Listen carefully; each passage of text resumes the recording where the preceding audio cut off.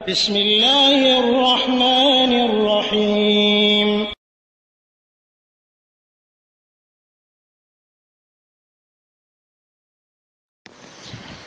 بسم الله الرحمن الرحيم الحمد لله رب العالمين والصلاة والسلام على أشرف الأنبياء والمرسلين نبينا محمد وعلى آله وأصحابه أجمعين ওয়ালাইকুম আসসালাম রহমতুল্লাহ বরকাত। সম্মানিত ভাই, আপনি প্রশ্ন করেছেন যে একজন মানুষ কিভাবে বুঝতে পারবে সে আহলে সুন্নাত ওয়াল জামাতের উপর প্রতিষ্ঠিত এবং সত্যিকারেরভাবে আহলে হাদিস সুন্নাত ওয়াল জামাত কারা।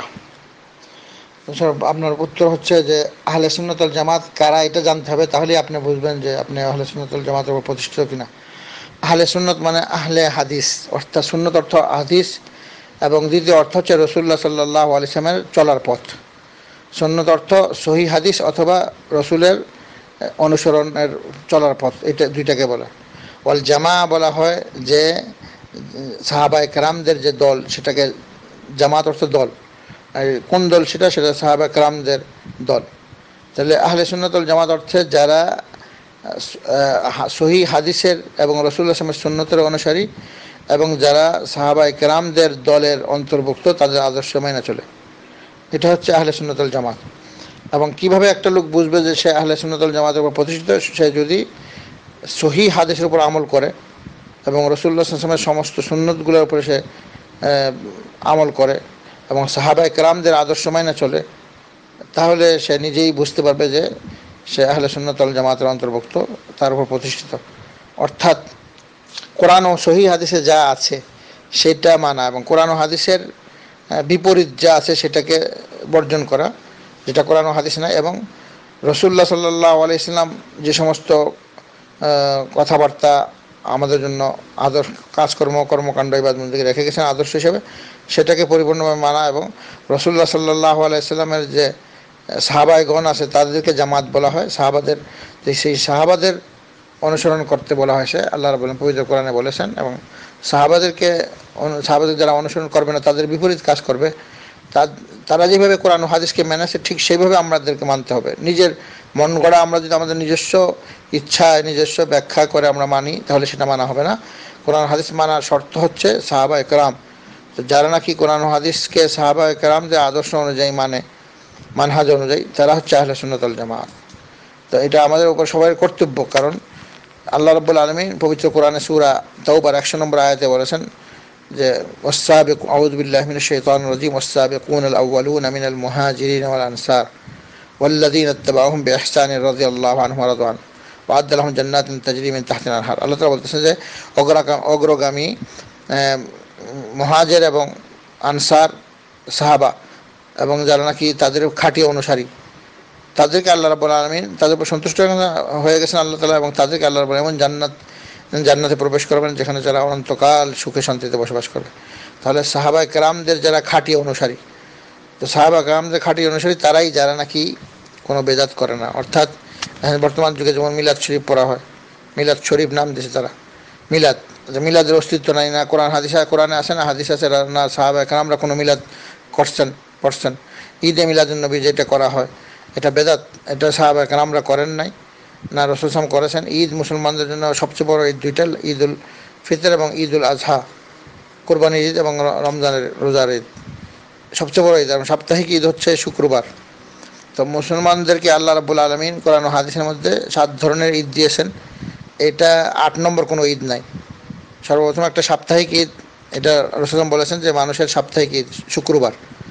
তো এই দিনে শুধু শুক্রবারে আলাদাভাবে রোজা রাখা জায়েজ নাই। এই দিনে মানুষ গোসল করবে, ভালো কাপড় পরবে, সুন্দর কাপড় পরে মসজিদে জুম্মার নামাজ আদায় করবে এবং আত্মীয় স্বজন নিয়ে ভালো খাবার খাবে, ইবাদত বন্দেগী করবে, জুম্মার নামাজ আদায় করবে। এই জুম্মার দিন একটা দোয়া কবুল হয়, আল্লাহ রাব্বুল আলামিন যা চান সেটা কবুল করেন। এটা সাপ্তাহিক ঈদ। তারপর হচ্ছে বাৎসরিক 2টা ঈদ, 1 মাস রোজা রাখার পর ঈদুল ফিতর, এটা একটা ঈদ। তারপর 3 নম্বর হচ্ছে একটা বিশাল বড় একটা রমজানের রুকুন, রমজানের রোজাটাও এটা রুকুন। তো এই রোজা এবং সপ্তাহের পুরা নামাজ, প্রতিদিন দিন রাত্রে 5টা নামাজ আদায় করতে হয়। এই নামাজগুলো এক সপ্তাহ পর আদায় করার পর আল্লাহ তাআলা একটা ঈদের দিন দিয়ে দিয়েছেন, সেটা শুক্রবার। আবার সারা বছরে রমজান মাসের রোজা, এটা ইসলামের একটা 5টা রুকনের একটা রুকন। এই বিশাল একটা রুকন আদায় করার পর আল্লাহ একটা খুশি দিয়েছেন ঈদ উল ফিতর। আবার সারা জীবনে একবার হজ করাটা, এটা একটা ফরজ ইবাদত, ইসলামের 5টা রুকনের একটা রুকন। এটা আদায় করার পর এই হজের কে উপলক্ষ করে আবার কোরবানির ঈদ আল্লাহ তাআলা দিয়েছেন। এটা 3টা ঈদ হলো।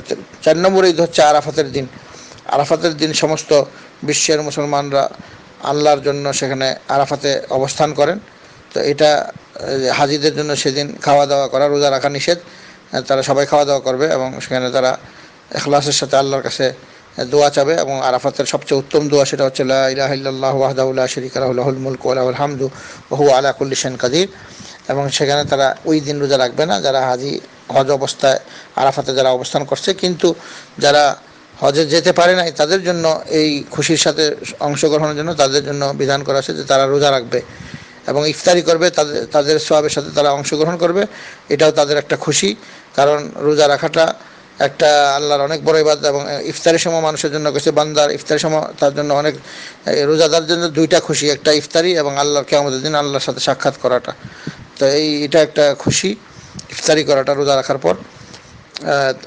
আরাফাতের দিনটা এটা হচ্ছে 4 নম্বর ঈদ। আর 5, 6, 7 এই 3টা ঈদ হচ্ছে কোরবানি ঈদের পরে 3 দিন, যে 3 দিন কোরবানি করা যায়। এটা হচ্ছে 11, 12, 13। জিলহজ মাসের 10 তারিখে ঈদ উল আজহা পালন করা হয়। ওই দিন কোরবানি করা হয় এবং ওই দিনের পরে আরও 3 দিন এটা আল্লাহ তাআলা মুসলমানদের জন্য, উম্মতে মুহাম্মাদের জন্য ঈদের দিন দিয়েছেন। রাসূল বলছেন যে এই দিন খাওয়া দাওয়ার দিন, ঈদের দিন। সেখানে 3 দিন কোরবানি করা যায়, সেটা 11, 12, 13। 11 তারিখে কোরবানি করা যায়, 12 তারিখে, 13 তারিখে সূর্য ডোবার আগ পর্যন্ত কোরবানি করা যায়। এই 3টা ঈদের দিন এবং আর কোরবানি ঈদের 10 তারিখে যেটা মেইন ঈদ, এই 4টা আরাফাতের দিন, এই 5টা, আর শুক্রবার দিনের ঈদ আর এবং রমজানের ঈদ। এই 7টা ঈদ ছাড়া আর বাকি যত ঈদ আছে সেগুলা গ্রহণযোগ্য হবে না। এখন যারা ঈদে মিলাদুন্নবী করতেছে, একটা বানায় নিছে তারা ঈদে মিলাদুন্নবী, এইভাবে দেখা যাচ্ছে মানুষ যুগে যুগে অনেক ধরনের বেদাত কাজ করতেছে। এবং যারা বেদাত কাজ করে না এবং শিরিক কাজ করে না এবং রাসূলুল্লাহ সাল্লাল্লাহু আলাইহি ওয়াসাল্লামের পরিপূর্ণ সুন্নতের অনুসরণ করে এবং কোরআন ও হাদিস তারা ওইভাবে মানে যেভাবে সাহাবায়ে কেরামগণ মেনেছেন, তাহলে তারা জামাত। তো তারাই আহলে সুন্নাত ওয়াল জামাত, যারা নাকি কোরআন এবং সহিহ হাদিস এবং সাহাবাদের আদর্শ অনুযায়ী কোরআন হাদিসকে মেনে চলে।